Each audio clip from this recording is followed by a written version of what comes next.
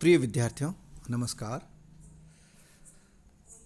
आज हम इस व्याख्यान में बहुलक पार्ट 2 के अंतर्गत बहुलक ज्ञात करने के तरीकों के साथ में कुछ उदाहरण लेकर बहुलक ज्ञात करने का प्रयास करेंगे। इससे पहले के व्याख्यान में आप लोगों ने बहुलक क्या है, इसको ज्ञात करने की कौन कौन सी विधियां हैं और जब समूहन किया जाता है तो कब कब किया जाता है और विभिन्न श्रेणियों के अंतर्गत बहुलक ज्ञात करने के तरीके कौन कौन से हैं, इसके बारे में अध्ययन किया था। मैं संक्षिप्त में दोहरा देता हूँ। बहुलक को बहुलांक और बहुष्टिक भी कहते हैं, जिसका संकेताक्षर Z है। यह जो मोड अंग्रेजी में कहते हैं इसे, ये मोड शब्द जो है वो फ्रेंच भाषा के ला मोड से बना है, जिसका अर्थ होता है फैशन या रिवाज, यानी कि ऐसी रिवाज, ऐसी गतिविधि, ऐसी चीज़ जो अधिकतर लोगों द्वारा पसंद की जाती है या फिर अधिकांश उसका फॉलो करते हैं। यानी समंग श्रेणी में भी ऐसा पद या ऐसा मूल्य जो सबसे अधिक बार आया हो, जिसके आसपास या फिर जिसके आसपास अधिकतर पद पाए जाते हों। और इसकी दो विधियां हैं, निरीक्षण विधि और समूहन विधि। निरीक्षण विधि तब अपनाई जाती है जब समंग श्रेणी नियमित रूप से वितरित हो, और समूहन विधि तब अपनाई जाती है जबकि समंग श्रेणी नियमित रूप से वितरित नहीं हो। नियमित रूप से वितरित होने का मतलब है कि सबसे बड़ी आवृत्ति एक से अधिक बार आ जाए, सबसे बड़ी आवृत्ति बीच में न आकर आरंभ या अंत में आ जाए, या फिर सबसे बड़ी आवृत्ति बीच में तो आए लेकिन उससे पहले की आवृत्तियों और बाद की आवृत्तियों में बहुत अधिक अंतर हो। तो ऐसी स्थिति जब भी बनती है तो निरीक्षण विधि के द्वारा बहुलक ज्ञात करना सही नहीं माना जाता है। इसके लिए समूहन किया जाता है, और समूहन के लिए जो खंडित श्रेणी और सतत श्रेणी है उसके लिए सबसे पहले वर्ग लिख दिए जाते हैं। उसके बाद में 6 खाने बनाए जाते हैं, और पहले खाने में जो आवृत्तियाँ दी हुई है उसे लिख देते हैं। दूसरे खाने में दो आवृत्तियों को जोड़ करके लिखते हैं। तीसरे खाने में पहली आवृत्ति को छोड़कर दो की जोड़ लिख दी जाती है, और चौथे खाने में तीन आवृत्तियों की जोड़ करके लिख दी जाती है। पांचवें खाने में पहली आवृत्ति को छोड़कर तीन आवृत्तियों की जोड़ लिख दी जाती है,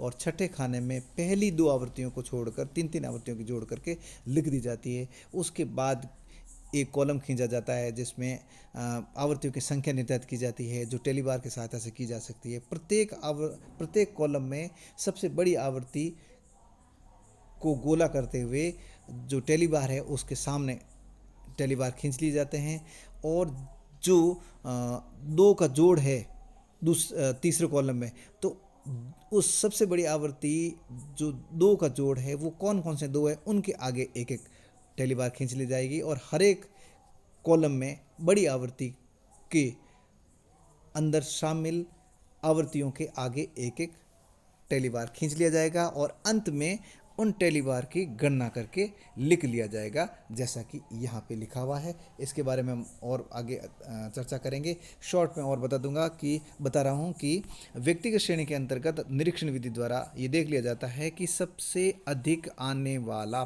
पद ही हमारा बहुलक होता है।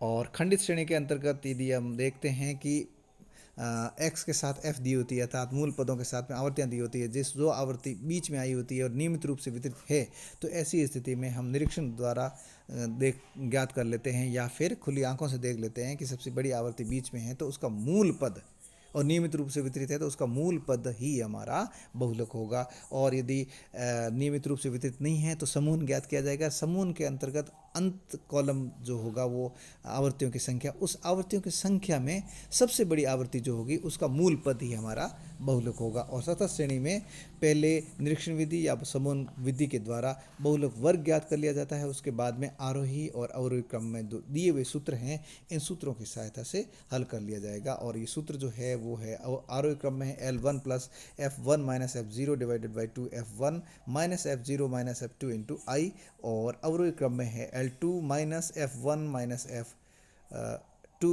Divided by 2 F1 minus F0 minus F2 into I. और उसके बाद हल करने के बाद जो भी संख्या आती है वो हमारा बहुलक होता है। अब हम लेते हैं कुछ प्रश्न है। पहला प्रश्न है, एक कक्षा में 11 विद्यार्थियों के भार से बहुलक ज्ञात करो। और भार किलोग्राम में दिया हुआ है, 39, 40, 38, 50, 45, 50, 60, 58, 45, 50 और 62। और विद्यार्थियों की संख्या 11 है। तो इन 11 विद्यार्थियों में हमने देख लिया कि सबसे जो संख्या है वो अधिक बार आई हुई है 50 एक बार, 50 दो बार और 50 तीन बार। इसका मतलब है 50 सबसे अधिक बार आया हुआ है। तो खुली आंखों से या निरीक्षण विधि द्वारा हमने देख लिया कि सबसे अधिक आने वाला संख्या मूल पद जो है 50 है, तो जेड हमारा 50 होगा, 50 होगा। ये बहुत सीधा तरीका है, सरल तरीका है।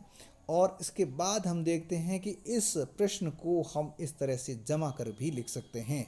कैसे? सबसे पहले लिख दीजिए भार के आंकड़े और उनको हमने जमा लिया तरीके से। 38 सबसे छोटी संख्या है, उसके अकॉर्डिंग हमने आगे से आगे जमा दिया। 38, 39, 40, 45, 50, 58, 60 और 62। इस तरह से हमने लिख दिया और उनकी आवृत्तियाँ लिख दी। एफ यानी कि 38 कितनी बार आया हुआ है? 38 एक बार आया हुआ है। फिर 39 कितनी बार आया है? एक बार आया हुआ है। 40 एक बार आया हुआ है। 45 दो बार आया हुआ है, एक यहाँ पे और एक यहाँ पर। उसके बाद में 50 तीन बार आया, ये और ये। फिर है 60 एक बार आया है। फिर 58 भी एक बार है, 60 भी एक बार है और 62 भी एक बार है। इस तरह से हमने इनको जमा लिया और जमाने के बाद में सबसे बड़ी जो आवृत्ति है वो 3 है और करीब करीब बीच में है। तो हमने ये निरीक्षण विधि द्वारा ज्ञात कर लिया कि z इज इक्वल टू 50, यानी जिसकी आवृत्ति सबसे बड़ी है और वितरण भी ठीक है, ज़्यादा अनियमित नहीं है, तो इसमें समूहन करने की आवश्यकता नहीं है। अब आप देखिए इस प्रश्न को हमने ऐसे घुमा के लिखा है। आवर्ती वितरण में आपने देखा था कि व्यक्तिगत श्रेणी को हम खंडित श्रेणी में बदल सकते हैं। मान लेते हैं यही प्रश्न यदि खंडित श्रेणी का आता तो किस तरह से करते निरीक्षण विधि द्वारा, वो भी इसके साथ ही हम इसमें हल कर चुके हैं। यानी कि आप ये मान लीजिए कि प्रश्न ही यही आया हुआ है कि निम्नांकित समंग श्रेणी से बहुलक ज्ञात कीजिए और समंग श्रेणी में जो दिया हुआ पहला भार है उसकी आवृत्तियाँ उसके साथ दी हुई है। तो आप क्या करेंगे? निरीक्षण विधि द्वारा इस तरह से ज्ञात कर लेंगे। अब हम आगे बढ़ते हैं और अगला प्रश्न करते हैं। और प्रश्न है ये प्रश्न जो है वो के नागर की बुक में से लिया गया है। किसी कॉलेज के 230 छात्रों के कॉलर माप निम्न विवरण में प्रस्तुत है। कॉलर का बहुलक माप निर्धारित कीजिए। यानी कि अक्सर स्कूल्स में देखा जाता है और ख़ास करके प्राइवेट स्कूल्स में देखा जाता है कि बच्चों की ड्रेसेस सिलने के लिए पर्टिकुलर ड्रेस होती है, बच्चों की ड्रेस सिलने के लिए वहीं पे टेलर को बुला दिया जाता है और फिर वो कॉलर के माप ले लेता है और जो बहुलक माप होता है वो सबके लिए उसी कॉलर के माप की शर्ट सील देता है। और इस प्रश्न में जो है वो है कॉलर का माप इस तरह से है 32, 33, 34, 35, 36, 37, 38, 39, 40 और 41 ये सेंटीमीटर में लिया हुआ है कॉलर का माप। और छात्रों की संख्या जो है 32 कॉलर के माप वाले 7, 33 और इस तरह से आपके सामने जो दिख रहे हैं वो इस तरह से प्रश्न है पूछा गया। तो अब हम क्या देखेंगे इस प्रश्न में हम देख रहे हैं कि 7, 14, 30, 28, 35, 34, 16, 14, 36, 16, 36 जो सबसे बड़ी आवृत्ति है वो अंत में करीब अंत में आई हुई है, सेकंड लास्ट है। तो अब इसमें हम क्या करेंगे? यदि यही कहीं यहाँ बीच में आती तो हम और इधर वितरण भी करीब बराबर होता तो हम इसको नियमित मानते हुए निरीक्षण विधि अपना लेते, लेकिन ऐसा इस प्रश्न के साथ नहीं किया जा सकता। तो हम क्या करेंगे? इसके लिए समूहन करेंगे, समूहन विधि अपनाएंगे और समूहन विधि द्वारा हम बहुलक ज्ञात करेंगे। तो समूहन विधि में सबसे पहले कॉलम में हम क्या करेंगे? जो x दिया हुआ है कॉलर के माप सेंटीमीटर दिया हुआ उसको हम x मान लेंगे और यहाँ पे हम लिख देंगे खड़े में। उसके बाद में 6 कॉलम बनाएंगे जैसा कि यहाँ पे ये बनाए हुए हैं। और 6 कॉलम में सबसे पहले कॉलम में हम क्या करेंगे? जो दी हुई आवृत्तियाँ हैं जो आपके यहाँ पे दी हुई है 7, 14 और ये इस तरह की दी हुई आवृत्तियों को आप लिख देंगे। यहाँ पे लिख दिया हमने 7, 14 से लेके और 36, 16 तक। और उसके बाद हम क्या करेंगे? उसके बाद हम समूहन का अगला प्रोसेस करेंगे, जिसमें पहला कॉलम तो ये हो गया फ्रिक्वेंसीज लिखना। दूसरे कॉलम में 2 की जोड़ यानी कि 7 और 14 को जोड़ के उनके बीच में लिख देना 21। उसके बाद में 30 और 28 को जोड़ के इसके बीच में लिख दिया। उसके बाद में 35 और 34 को जोड़कर इसके सामने लिख दिया। जो 69 है। उसके बाद में 16 और 14 को जोड़कर हमने इसके सामने लिख दिया। उसके बाद 36 और 16 को जोड़कर इनके बीच में लिख दिया। और इसके बाद हम क्या करेंगे, नेक्स्ट कॉलम में चलेंगे। जो नेक्स्ट कॉलम क्या कह रहा है, नेक्स्ट कॉलम में पहली आवृत्ति को छोड़कर, ये पहली आवृत्ति, इसको छोड़कर दो दो को जोड़, यानी कि 14 और 30 को जोड़कर इसके बीच में लिख दिया यहाँ पे। फिर 28 और 35 को जोड़कर इसके बीच में लिख दिया यहाँ पे। और फिर 34 और 16 को जोड़कर इसके सामने लिख दिया बीच में इस तृतीय कॉलम में। इसी तरह से 14 और 16 को 36 को जोड़कर हम इसके सामने लिख देंगे। एक जो आवृत्ति है वो अब एक रह गई है, तो एक को हम नहीं लिखेंगे आगे, क्योंकि यहाँ कोई औचित्य नहीं है। कम से कम जितनी संख्या, जितनी आवृत्तियाँ जोड़ रहे हैं उतनी होनी चाहिए। 3 जोड़ रहे हैं तो 3 होनी चाहिए, 2 जोड़ रहे हैं तो 2 होनी चाहिए। यदि इससे कम है तो हम उसको छोड़ देंगे। उसके बाद हम क्या करेंगे, नेक्स्ट कॉलम में चलेंगे। और नेक्स्ट कॉलम में है चौथा कॉलम है, वो है 3-3 की जोड़, यानी पहला फ्रीक्वेंसी, फिर 2-2 की जोड़, फिर एक को छोड़ के 2-2 की जोड़, फिर बाद में 3-3 की जोड़ है। यानी कि 3-3 की जोड़, यानी कि 7, 14 और 30 को जोड़कर उसके आगे लिख देंगे बीच में, तीनों के बीच में 14 के सामने हमने लिख दिया यहाँ पे। इसी तरह से फिर नेक्स्ट जो है वो है 7, 14, 30 हो गई, 28, 35 और 34, 28, 35 और 34 जोड़कर 35 के सामने के कॉलम में लिख देंगे, सामने की रो में लिख देंगे इस चौथे कॉलम में। ठीक इसी तरह से 16, 14 और 36 रह गए। उसके बाद एक ही बचता, उसको नहीं लिखेंगे, हम नहीं जोड़ेंगे। और इसके सामने यहाँ पे 66 लिख दी। इसी तरह से 5वें कॉलम में आएंगे। और 5वें कॉलम में हम क्या करेंगे कि पहली आवृत्ति को छोड़कर, यानी इस 7 को छोड़कर 3-3 जोड़ करेंगे। 14, 30 और 28 को जोड़कर इस 30 के सामने लिख देंगे।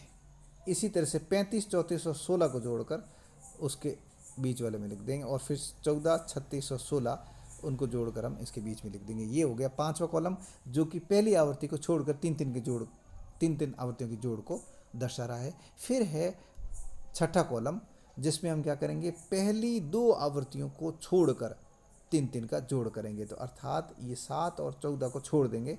उसके बाद में 30, 28 और 35, 30, 28 और 35 इनको जोड़कर हम इस बीच वाले के आगे लिख देंगे। इसी तरह से 34, 16 और 14 को जोड़कर 16 जो बीच वाला है उसके सामने लिख देंगे। उसके बाद में 3 बचता ही नहीं है, इसलिए 3 से कम है तो हम उनको नहीं लिखेंगे, आगे नहीं जोड़ेंगे। उसके बाद हम क्या करेंगे, ये तो हो गया हमारा कॉलम बनाने का काम, जोड़ने का काम। अब हमारा होगा अधिकतम आवृत्ति की गणना करने का तरीका। अधिकतम आवृत्ति की गणना कैसे करेंगे, अधिकतम आवृत्ति सबसे पहले कॉलम में देखेंगे 36 है, और 36 है तो 36 के आगे, उसके ठीक आगे यहाँ टेली बार लिख दे, और इस टेली बार में एक खींच ली। ये 36 है, इसके आगे एक खींच दिया। अब हम नेक्स्ट चलेंगे, वो है दूसरा कॉलम। दूसरे कॉलम में 69 सबसे बड़ी आवृत्ति है, गोला कर दिया मैंने। और 69 जो है वो किसकी जोड़ है, 35 और 14। तो 35 के आगे भी एक लाइन और 34 के आगे भी एक लाइन, ऐसे टेली बार ये यहाँ पे खींचनी है, खींच लेंगे। उसके बाद क्या करेंगे, नेक्स्ट चलेंगे और तीसरे कॉलम में 63 जो है वो सबसे बड़ी आवृत्ति है। 63 किसका जोड़ है, 63 है इन दो का जोड़, 28 और 35 का जोड़ है। 28 और 35 का जोड़ है 63। तो इन 28 और 35 के सामने, 28 और 35 के सामने एक एक टेली बार खींच लेंगे। ठीक इसी तरह से नेक्स्ट आगे चलेंगे। 4th कॉलम में 97 बड़ा है, और 97 जो जोड़ है वो है 28, 35 और 34 का। 28, 35 और 34 इन तीनों के आगे टेली बार खींच लेंगे एक एक। इसी तरह से आगे बढ़ेंगे, और अगले कॉलम में सबसे बड़ा 85 है, और 85 जो जोड़ है वो है 85 जोड़ है, पहली आवृत्ति को छोड़ के 3 का जोड़ ये हो गया। उसके बाद 35, 34 और 16 का जोड़ है। 35, 34 और 16 का जोड़ है। तो इन 35, 34 और 16 के सामने एक एक टेली बार खींच लेंगे, इस लाइन में एक एक टेली बार खींच लेंगे। और उसके बाद अंतिम जो है वो हमारा 93 है, और 93 है 30, 28 और 35 का जोड़, इसलिए 30 के आगे एक, 35 के आगे एक और 28 के आगे एक और 35 के आगे एक टेली बार खींच लेंगे। और फिर बाद में जब टेली बार खींचेंगे, टेली बार खींचने के बाद में हमारे पास में ये आया है, ये एक तो है 30, 28 से 2 बार शामिल हुआ है, 35 से 5 बार शामिल हुआ, 34 3 बार शामिल हुआ है, और 16 जो है वो एक बार शामिल हुआ है, और 36 एक बार शामिल हुआ है। अब इनके सामने हम जितनी बार हुआ शामिल उतने बार लिख देंगे। ये एक टेली बार तो एक लिख दिया, 2 3 टेली बार है तो 3 लिख दिए, ये 5 है तो 5 लिख दिए, 3 है तो 3 लिख दिए, एक है तो एक लिख दिया, और एक है तो वापस एक लिख दिया। अब इसमें सबसे बड़ी आवृत्ति कौन है? 5 है। और सबसे बड़ी आवृत्ति 5 है, किसकी है ये 35 की, 35 की है।